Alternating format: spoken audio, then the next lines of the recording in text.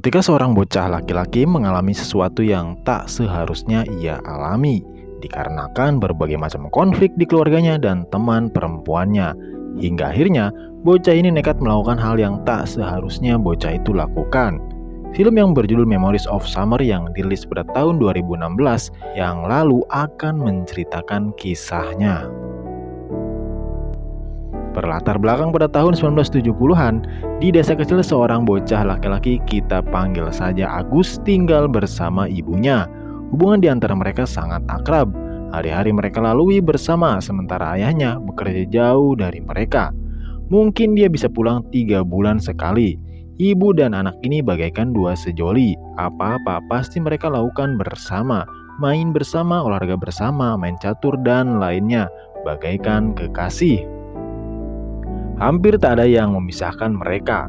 Namun meskipun begitu, Agus juga terkadang bosan dan dia ingin main bersama teman seumurannya. Salah satunya adalah Kuba. Tapi sayang, kata mamanya, Kuba sedang pergi liburan bersama ayahnya dan tidak diketahui kapan ia pulang. Agus biasanya pergi ke pantai untuk berenang dan banyak orang-orang di sana. Ada juga yang sendirian sama seperti dirinya.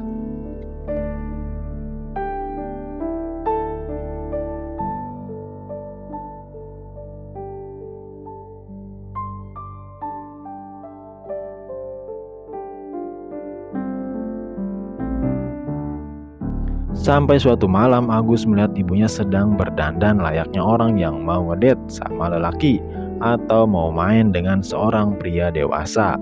Agus memang tidak begitu paham tentang yang beginian. Ya, masih belum mengertilah. Agus ternyata memiliki teman tidak hanya Kuba. Ada beberapa teman kenalannya, namun mereka tidak begitu akrab. Begitu dia pulang malam, tiba-tiba Agus melihat ibunya kini mulai sering keluar malam. Dandanannya hampir sama seperti kemarin-kemarin. Dan tentu saja kebersamaan mereka juga jadi berkurang. Lalu suatu hari Agus melihat ada tetangga barunya. Kita sebut saja Yuli. Namun dia terlihat bersih tegang dengan ibunya.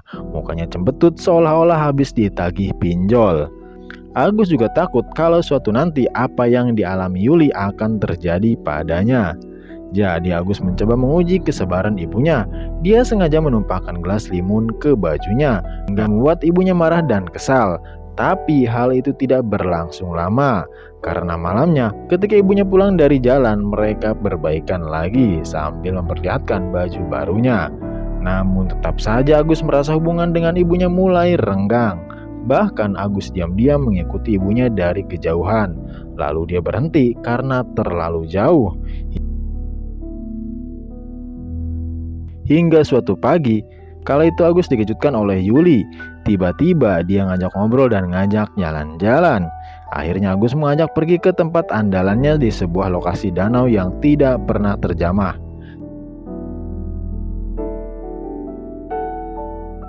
Singkat cerita, ketika Agus selesai pulang dari danau, ia dikejutkan seorang tante-tante yang mencari ibunya di rumah. Karena tidak ada, dia pun menangis entah apa yang terjadi.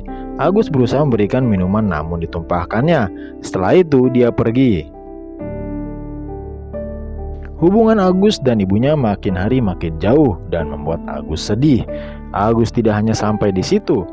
Hari itu dia dan Yuli habis dari danau, namun mereka diejek oleh salah satu temannya dan menghampiri Yuli.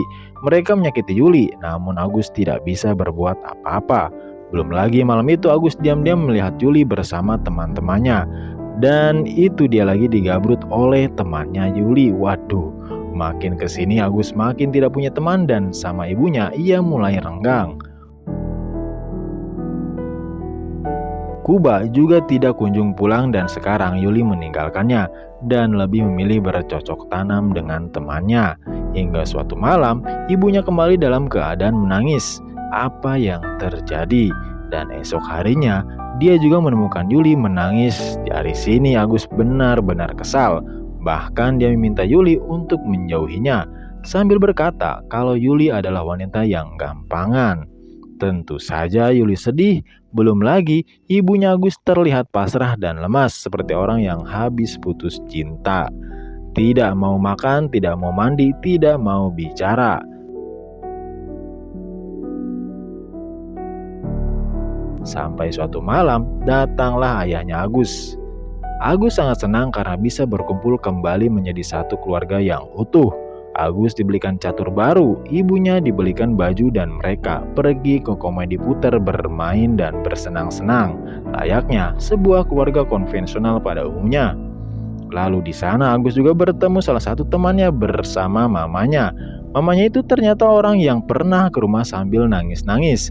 Dia menatap Agus seolah-olah ada hal yang ingin ia sampaikan, sekaligus ia jauhi. Beberapa hari kemudian, Agus dikunjungi oleh Yuli. Dia mengajak Agus jalan-jalan pergi ke danau. Ya, di situ hubungan mereka kembali baik dan mereka pun bercocok tanam di sana. Begitu pulang, Agus melihat nama temannya yang kemarin ada di sana. Sepertinya habis dari rumahnya. Agus masuk dan melihat ayahnya seperti sedang galau. Apakah ada hubungannya dengan wanita yang tadi? Apa jangan-jangan ayahnya selingkuh dengan wanita itu? Entahlah, hanya tukang cilok yang tahu. Lalu esok harinya, ayahnya Agus memutuskan untuk kembali pergi. Padahal dia di sana baru 3 hari. Ini sungguh membuat Agus dan ibunya frustasi. Ya, mereka benar-benar dilanda kesedihan. Kala itu, Agus dan ibunya mengenakan pakaian bagus. Mereka berjalan entah mau kemana. Namun di simpang rel kereta, tiba-tiba Agus berhenti di tengah-tengah itu. Ibunya terkejut dan berteriak seraya Agus ingin mengakhiri hidupnya. Namun ternyata tidak. Agus masih butuh ibunya dan dia masih ingin menjadi orang yang bisa membantu ibunya suatu hari nanti.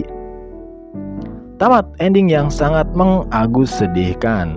Itulah urut cerita kali ini. Terima kasih yang sudah menonton sampai akhir.